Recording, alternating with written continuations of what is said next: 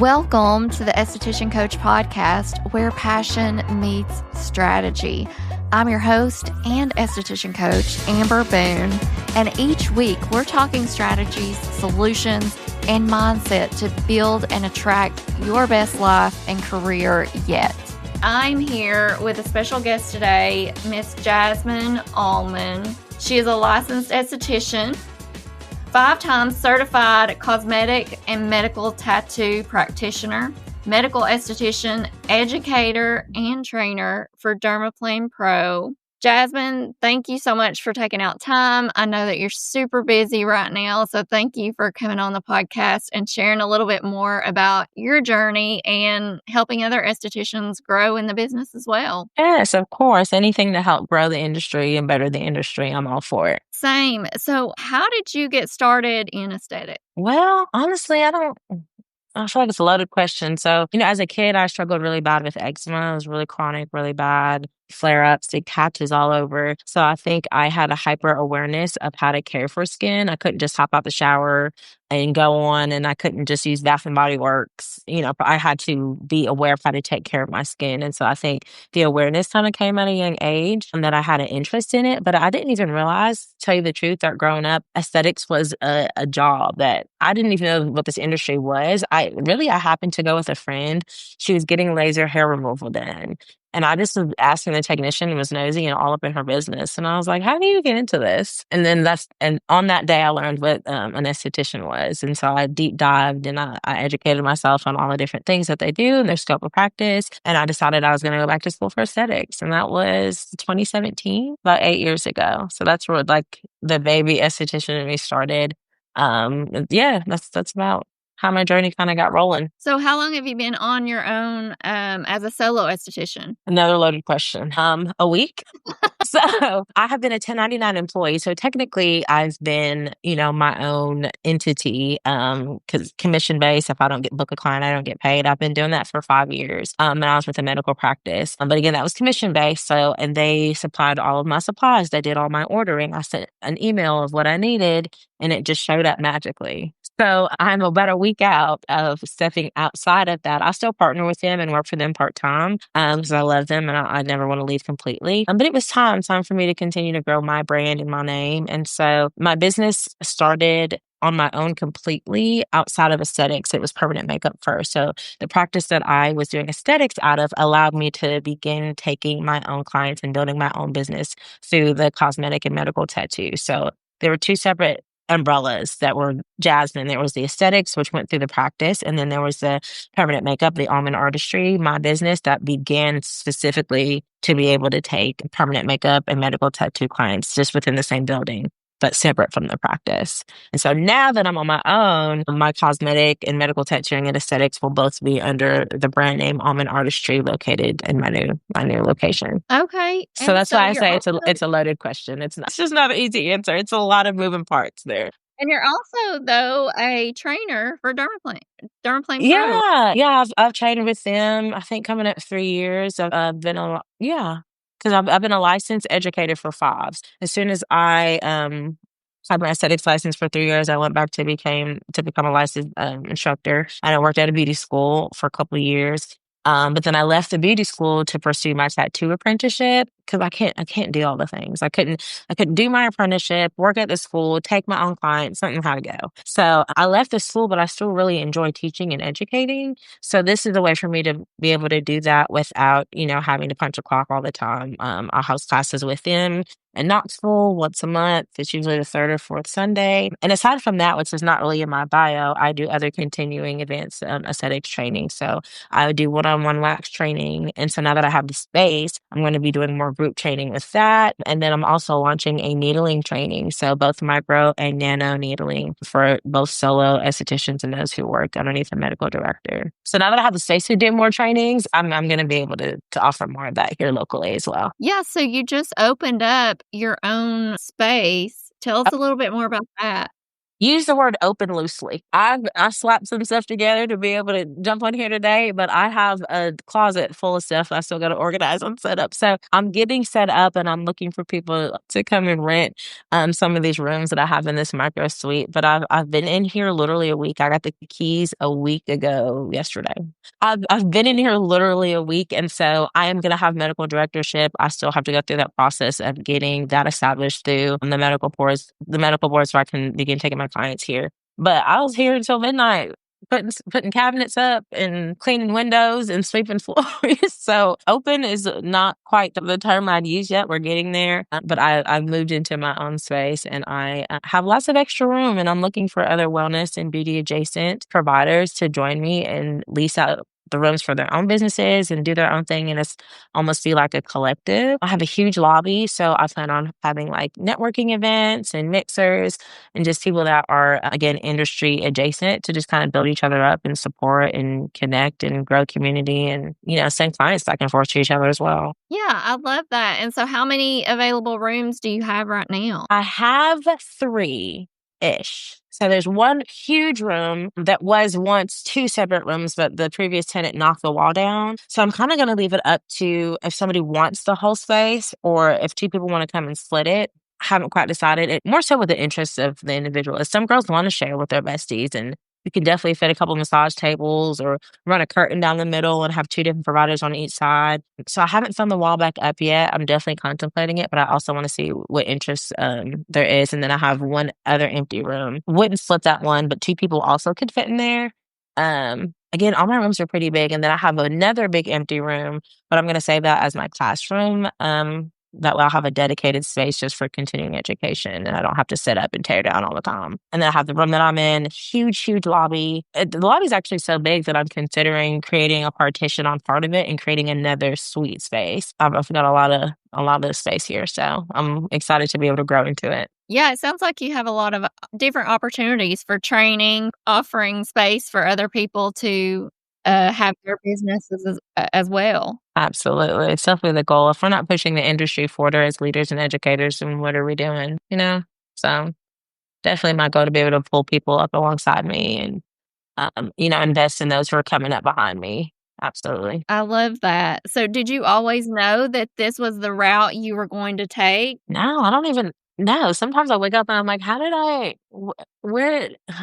No, I think it just kind of has come as it came. Like, I don't know. I was working as a waxing specialist when I decided, like, I want to go back and become an instructor. I think I saw an ad posted for this Tennessee School of Beauty. That's my alma mater, and that's who I did my training through, that they were wanting people to, come get their license. I was like, why not? All I did was waxing, and then my back was hurting, and just doing waxing kind of become mundane. So the same time that I left the waxing studio that I worked for, I also was hired at the doctor's office and was going back to school to become an instructor at the same time. So part-time for each. And I didn't know that I even knew what that was going to look like. Like, beyond that, I didn't even think that I would then stay and work there. That just kind of happened and rolled with it. And then as opportunities kind of present themselves, I just kind of stay open to it. And like, why not? I'm a serial learner. So whenever there's an opportunity for advancement and growth, I'm kind of like, yeah, let's try that. Let's do it. Let's see. So I love it. I don't think anything's super premeditated, but as soon as I have it in my mind that this is something I want to pursue, like, then it's on, then I'm doing it. But you go after it. Yeah. But I don't know that 8 years ago I knew that this is what life would look like at all.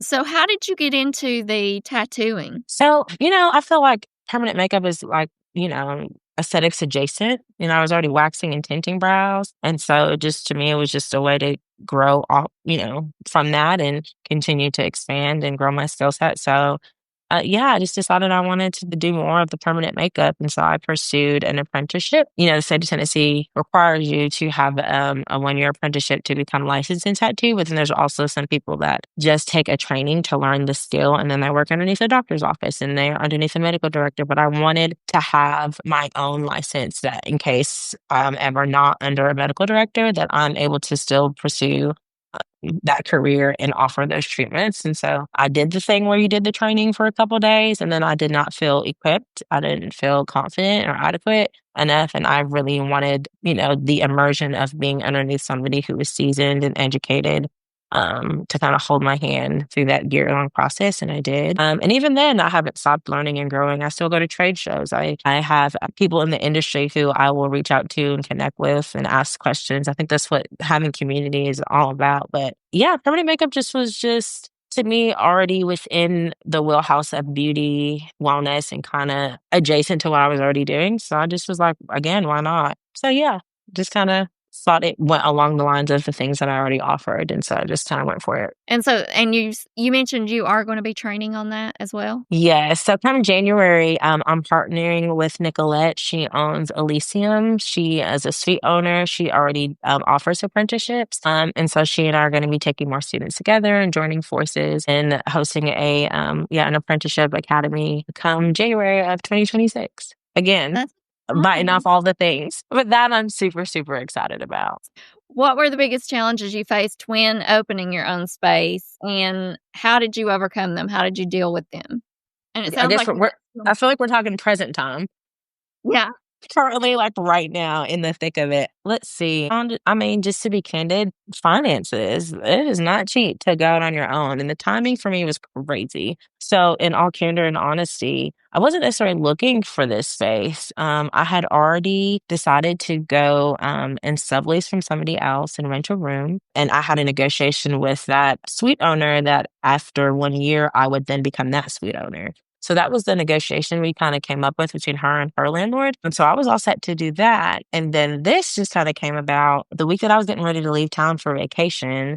I had a friend call me and say, "Hey, there's this girl up here and she's selling her permanent makeup business. You should come see what, you can get because she's getting rid of everything." And I'm like, "I love that. Let me go see what I can go." And, supplies and tools. I was coming up here to buy ring lights and bolsters and stuff for my treatment room. And then I got to the space and was like, this is kind of nice. It's really spacious. And I kind of, my wheels started turning.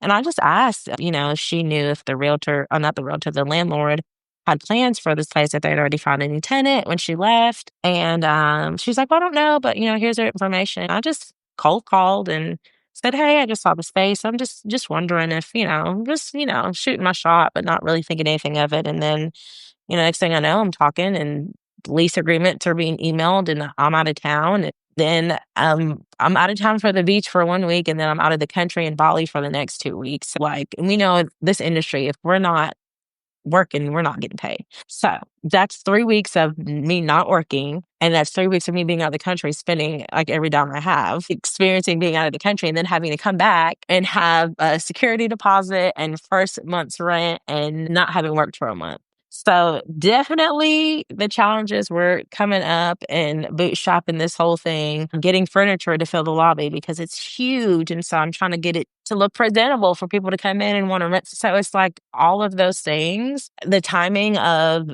this just kind of fell into my lap to, oh, wait, you just spent most of your income. Now it's time to dip into your savings to make this happen. All of those things are currently what I'm experiencing right now, in all honesty. But I do have faith that, it's all going to work out. I don't think I would have been brought this far if it wasn't what I was supposed to be doing in this season and in this time. I think the people who are supposed to come and be here are going to come and be here. And I try not to lose too much sleep about it. All of the things you have All going the on. things. So How many do you stay things. grounded? Definitely my community and my people. Even like the last week, I've had some of my best friends come up here and load up furniture and sweat and hammer nails and hang stuff on the wall. And so those are the people that they're not even like beauty industry. Well, some of them are, but some of them aren't. And so, they're just around to help me do what I need to do. Those are the people that I definitely count on for that. I do have a strong community of close friends and family that help me with that for sure. Yeah, community is so important. I feel like even among estheticians, but also just in life. What advice would you give to other estheticians that maybe want to go the same direction you're going and they feel stuck right now? They don't know what to do or how to go about doing it. Do you have any advice that you would give?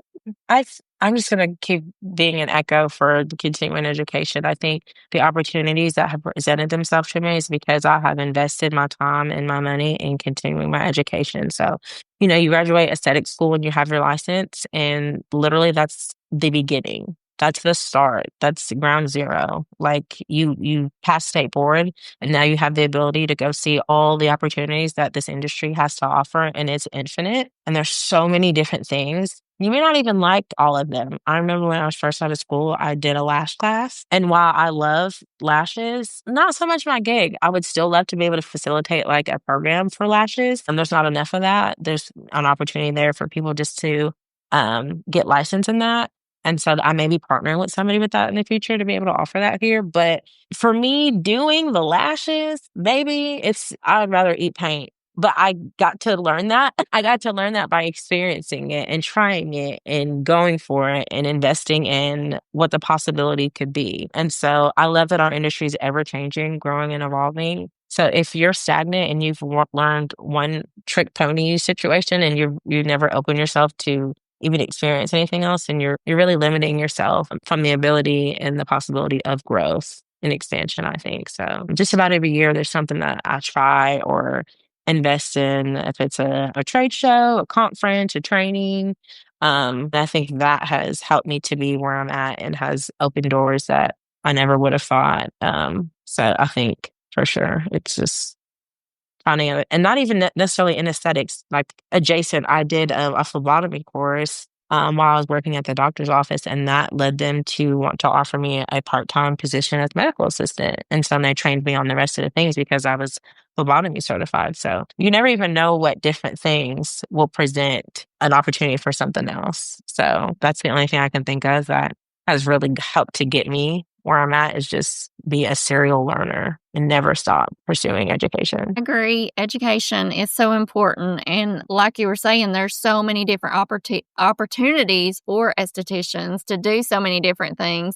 And if you don't try them, sometimes you don't know if you don't like. Yeah. Estheticians sometimes, especially solo, have a lot of questions about pricing their services. Do you have any recommendations, especially when they're transitioning into like higher end or specialized work like dermaplaning or the paramedical tattooing, things like that? So I will say your pricing needs to kind of be what's around you definitely is a factor. So like if someone down the street from you is charging $25 for, a brow wax, you don't need to be charging $7. So being aware of the area and the demographic of where you're at definitely plays a part, but then your skill level. When I first started tattooing brows and I was in my apprenticeship, my price was one thing. After I had a year under my belt, a year or two, I upped my prices, and now I've upped my prices again. So it's also the time and the efficacy that you're able to complete a service or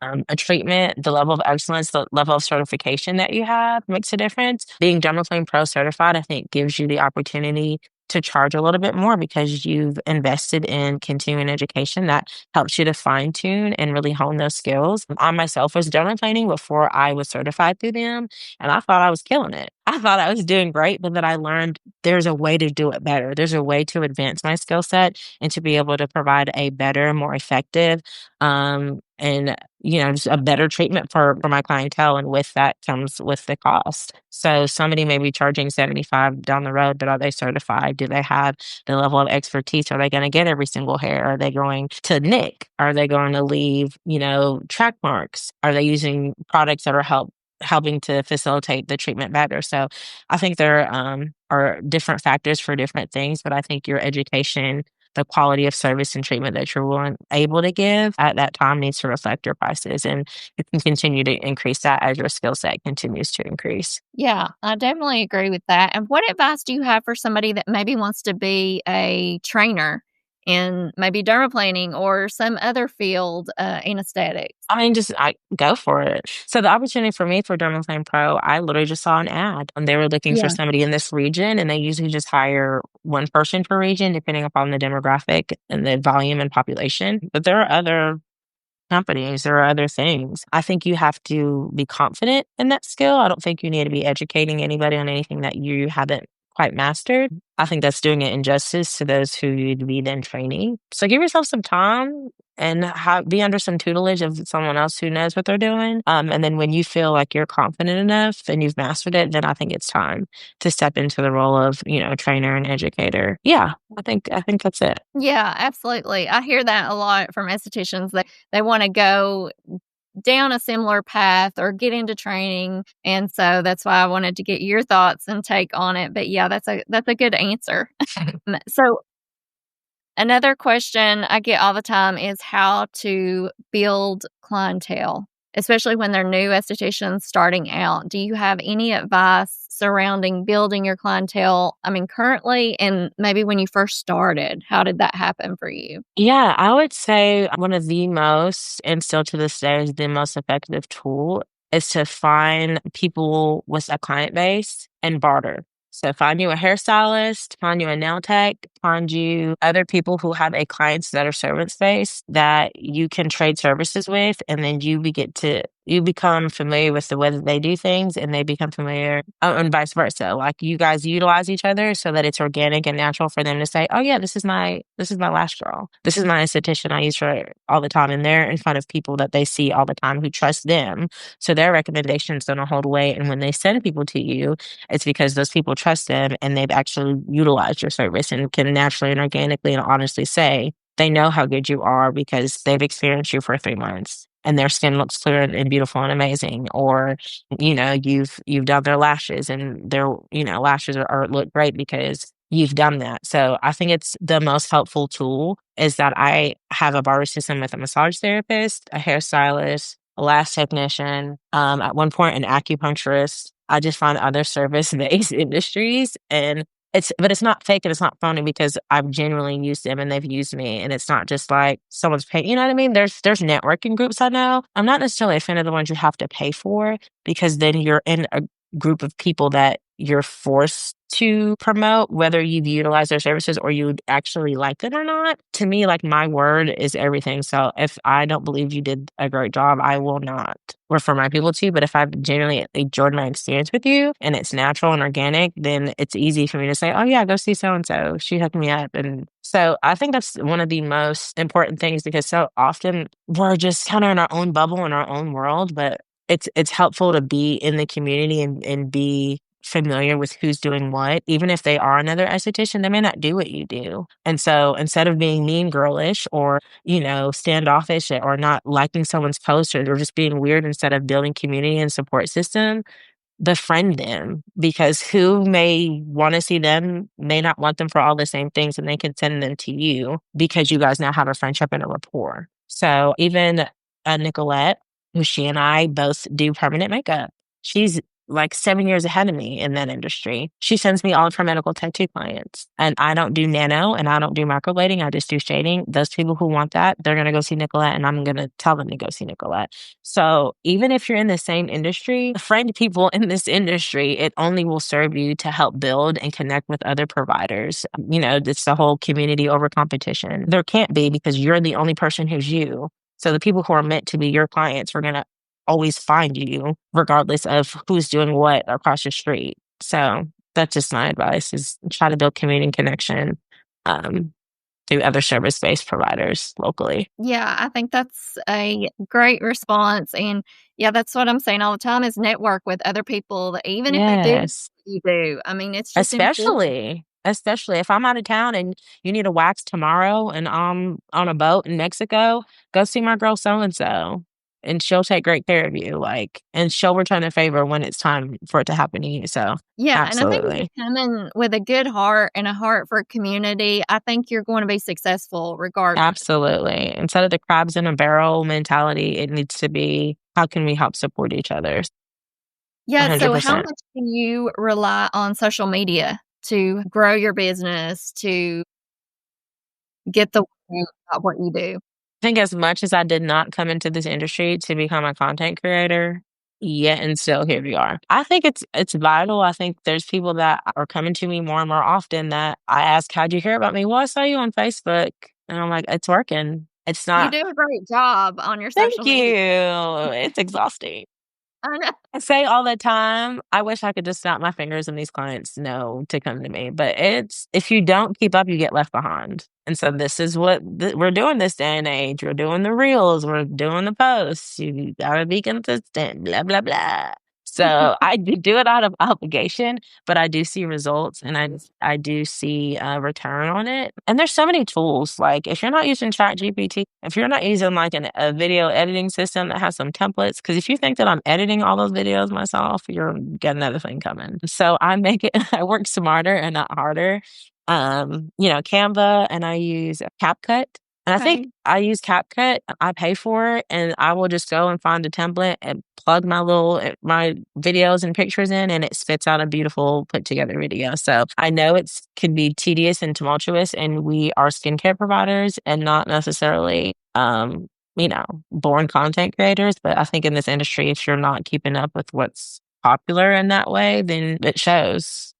So do you have a set content calendar, or do you post so Girl, many times a no. week? I say that I need to, and I even have the apps for it, but I can't. I'm not always like motivated enough to have enough content batched up to like plug in for Monday, Tuesday, Wednesday, Thursday. I may be a day or two ahead, and I may schedule stuff, but honestly, do not follow this. This is not healthy. But I'm the most productive when I've woken up in the middle of the night at 2 a.m. to go to the bathroom, and then I'm not awake, and I'm like, let's put some videos together before I go back to sleep. And then I'll schedule it out maybe for later that day. But I'm not that great yet. One day I hope to be that great, or to be able to hire somebody to do those things for me. One day, definitely a goal. Yeah. But I know. But I will try to be consistent in just like collecting content throughout the day, so that like at 2 a.m. when I'm ready, I have it in my phone just to plug into those apps and be able to. So you have to have the content to be able to create the content. And then there's times too, I can kick myself where I'll take the before picture and not the after. Or I'll do the after, but I forgot the before, and then I kick myself. So don't think I'm getting it right every time, because all the time I'm like, why'd you let me start your brows? And I didn't get that before picture. And I'm like, well, we were talking, and that happens to me all the time. So I'm not perfect at it by any means. It is something that I invest at least some of my time into, because I see the return. And I don't know any business really out here unless they're like 30 years old and have established clientele forever and ever, and they don't have to, but I'm not there yet. So I don't know that I'll ever be there. So social media, if you ain't doing it, baby, you're getting left behind. Okay. That's just the facts. I like it. So what's one piece of advice that you would give your younger esthetician self that's just starting out that might be helpful to another esthetician that's just starting out? The first thing that I think of is give yourself grace and give yourself time. So I remember being a baby esthetician and be like, where are these clients at? Why aren't I booked? Why aren't I completely booked? Where are all these people? And it has taken years to get that and build that clientele and build that relationship, to have people want to trust you and come back all the time. Especially because I started in a franchise where I had to leave those clients. I had to start from scratch. So I had worked for somewhere for 2-3 years, and then COVID hit, and then nobody was getting any treatments or services. And then I started with the practice that I was at from zero. And there were weeks that would go by where I maybe had one client. I mean, if that. And again, I was commission based. I wasn't hourly. So again, if I'm not getting booked, baby, your girl's not getting paid. So I've always kept, and this is a good thing to remember too, when you're getting started, sometimes it's good to have your foot in another door, have a different skill, to have a different job, have something that is paying your bills and supporting you financially as you're building your clientele, because it doesn't necessarily happen overnight. And you have to give yourself grace and patience that you're going to get there. Be consistent and don't be discouraged when you don't see, a full book right at the beginning. Consistency is what's going to build you and get you there. But it's also smart to have something else that you're doing. I've always had something else. Even when I was working in the waxing franchise, I worked part-time at Hobby Lobby, probably longer than I should have. I had been there for years, mostly because the discount was nice when I was getting married and buying a house, and I wanted to furnish everything and with decoring. Had all my wedding decorations from them. But I've always kept another thing in my back pocket while I've been building my clientele. And I think that helps people have like realistic expectations and also be able to support and feed themselves as they're starting off in this industry. Yeah. Yeah, and I think with any new business, it just takes time to grow, and I think a lot of estheticians will go to school, and then they get out, and they open their own practice, and then they're like, "Well, where's the people? I built it. Where are they at?" Exactly.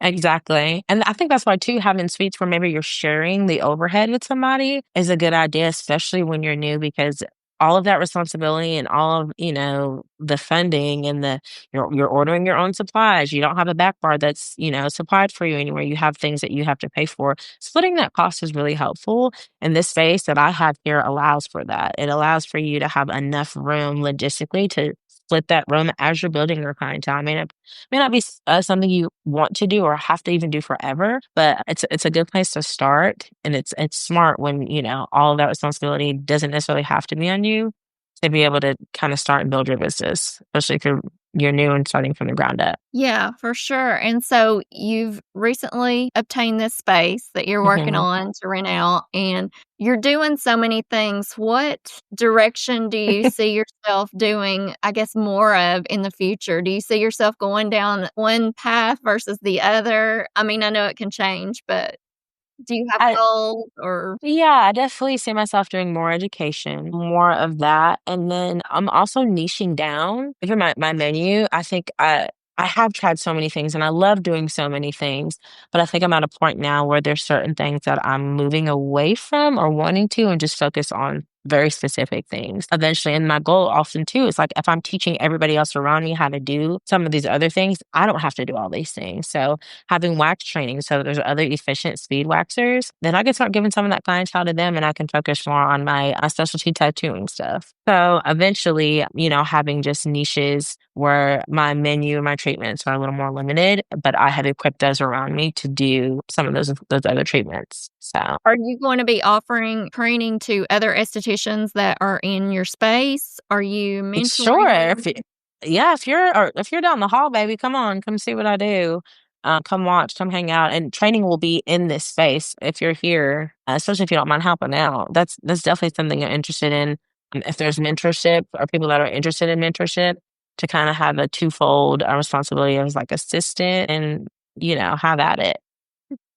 Would be a little more selective about who that person is, because if we would be in mentorship and assistant, you wouldn't just see anybody. I'd have to make sure that individual has the right temperament, level of professionalism, and I could trust them, with my business. Yes and no. It depends on how much of a deep dive we'd go into that, but I'm definitely open to it. What's one of the most important traits or characteristic? Like attributes or things that can help, you and your career and your business. Yes. Yes, let's see. There's so many words, but how do I dwindle it? Like attitude, for sure. You'd be surprised how many people have, again, like a level of entitlement and they're not willing to really put the work in. I consider myself like a servant. I serve my clients. I serve my community. I serve those around me. And I don't do it begrudgingly. So having that mindset and I think that attitude has helped to get me where I'm at. I'm not too good to pick the trash up off the floor or, scrub a toilet. You never get to a point to where you stop being a servant. And so in doing that outside of this industry, I think has still helped me in this industry. So community organizations, I volunteer, I serve as a mentor for Girl Talk. So being involved in different things, I feel like it speaks to my character and my level of integrity outside of just my business. I think who you are outside of your business very much still reflects you in your business. So being a person that people can say, "Oh wow, that's pretty cool that she does that and she's helping so and so." Like I think that's what we're called to do as people in general. But I think people that go above and beyond and do more that's required of them, it gets them further, whether they're even really looking for that or not. So those are just some things that I live by. It's helped me get here. So Yeah, I agree. Just having a servant's heart, I guess, and just not what can I get, but what can I give? How you know? And I think that gets you a lot further than just absolutely, being, seeking out things that's gonna help you, you for know? sure. So, where can listeners find you, connect with you? How can they learn more about your trainings and then also about the spaces that you have available? Yeah, so I'm on most of the socials. I think I'm probably most present on Instagram and Facebook. TikTok, I don't really be on there. I know I'm supposed to. I often edit my videos through CapCut, and then it'll have the option to post it on TikTok. And I'm like, yeah, I'll post it. And then I look at it no more. And then I'm not back on there for anything. So kind of on TikTok. I try to be on LinkedIn because they say that's where the grown-ups are. That's where we're supposed to be.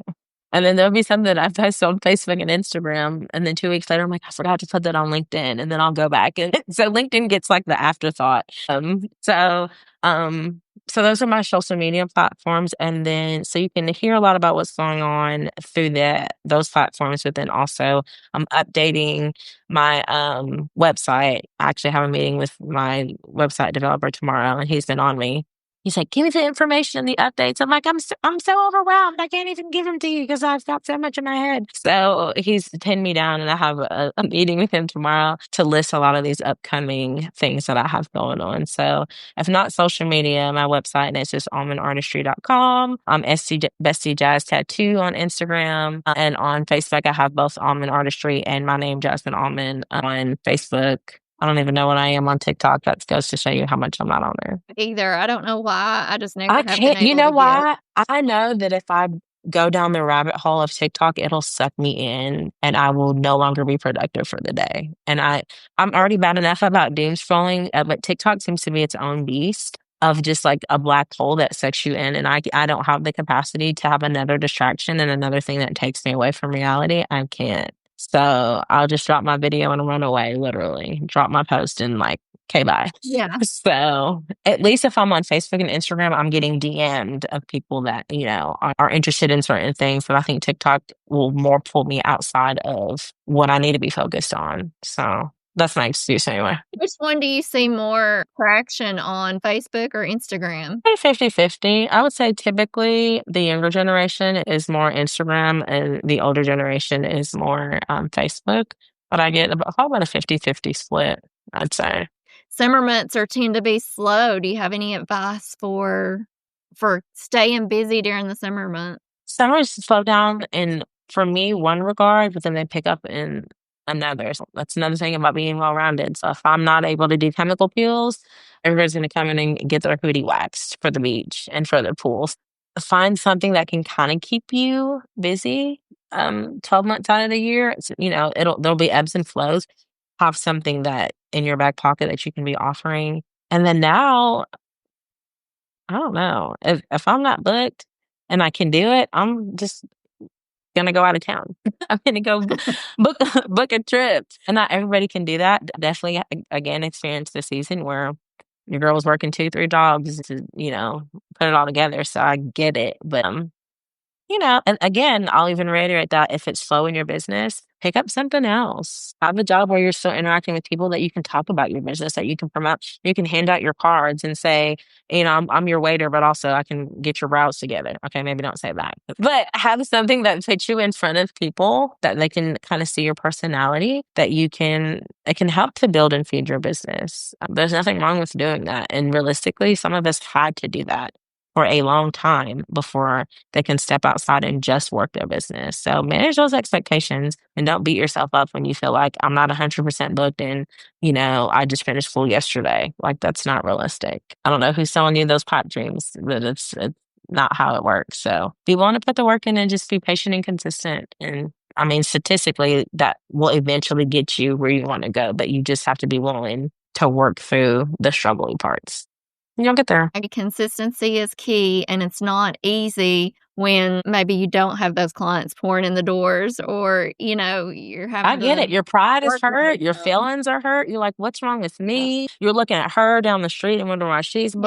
Yeah. That's another thing. Don't look and compare yourself to anybody else. Your journey is your journey. Whatever homegirl down the street has going on, that's her business, and you don't know behind the curtain what she's actually struggling with and her ups and downs, and no one actually knows what's happening, especially if you're going off what you see on social media. No one actually knows what everybody else is working through or going through or how booked they are or not. It could look like they're booked, but they could have booked or made those videos 3 weeks ago that they're posting. So you don't even know. So don't compare yourself to the facade of other people's businesses or what you think someone else is doing. Your journey is your journey and your path is your path. And don't be concerned about what's going on around you, and just focus on you and moving forward, regardless of the pace, regardless of how fast you think Susie is moving. What do they say? Comparison is the thief of joy. So don't let that discourage you or make or break your stride, for sure. Stay focused on your goals. For sure. Right. Yeah. Yes. Well, Jasmine, thank you so much for being here. I'm going to put the links to your Instagram, your Facebook, and your website down below so that people have easy access and they can go and grab those. And one more thing, do you announce your dermaplaning trainings on your website or on Instagram? So if they wanted to find out about those too? So whether I have it on my platform or not, Dermaplaning Pro has all of our trainings listed out. I think I've have mine scheduled through the rest of the year, all the way through December. In Knoxville, my trainings are always one Sunday a month. I don't think I have any Saturdays. So if you go to Dermaplane Pro's website and you go to Knoxville, Tennessee, I'm the only trainer within the state of Tennessee. All of the classes that I have from now to the end of the year are listed there. And then another tidbit, because you're listening to this podcast, and because you're hearing it from me, I offer a discount code. So if you type in my name spelled correctly, the discount code is Jasmine, spelled Jasine. That'll give you a discount savings on your training with Dermaplane Pro. So you're able to go and do that through their website. You don't have to go through my page. I have a link on my page to Dermaplane Pro, but Dermaplane Pro in and of itself is it's their own company that I work through and for. You can always go to their website to sign up for my training through them. And then all the other trainings that I mentioned will be available all through my website. Okay. Well, thank you. I will definitely put that code in there for everyone as well. Yes. And one or two more questions. What is your favorite product that you're using right now? Sunscreen. Sunscreen. Currently, right now, I don't have one. I have different. I'm trying to look to see if I even have any out. I can't have them. Almost daily, I will switch. Depends on what I'm doing. If I know that I'm going to be outside, I'll use one for that, and then I'll use it. And there's so many different brands. I have access to Zeo and SkinCeuticals, but I also like one that's over the counter, believe it or not, called Black Girl Sunscreen. I like it for higher Fitzpatrick's. It doesn't leave a white cast. And then they have an aerosol one that I use when I'm out going, doing outside stuff. And the aerosol can one is really nice because I can reapply throughout the day, even if I have a full face of makeup and not mess my makeup up. But then there's a powdered one that Zeo has that's good. And it's, I don't know. When I was on my last trip, I think I had 4 or 5. If I had nothing else, I was going to have some sunscreen. So do you have a favorite skincare line? I don't believe in the treatment. A skincare line, because here's the thing. To me, there's different products and different lines that work great for some people, not others. So I don't have a favorite anything. It's all contingent upon the individual, their skin type, their daily activities, their lifestyle. All that's going to depend upon how a product works for one person here and differently for someone else. There's no such thing to me as like the best skincare line. Each skincare line has great products, but it all depends upon the individual. Because what vitamin C serum may work for someone here may not be the best solution for the next person. So there's too many variables and too many different factors for me to say I have one line or one product when it's all contingent upon so many different things. That's fair. Yeah. All right, Jasmine. Well, thank you so much for being on the podcast and sharing your wisdom and knowledge with us. And thanks for having me. Yeah, I'll put all the links to connect with you and contact you below, and maybe we'll catch up in the future and see how things are going. When I have my open house, when I have all my ducks in a row, you'll have to come. Yes. Yeah, for sure. All right. Thank you. All right. Thank you so much. No problem.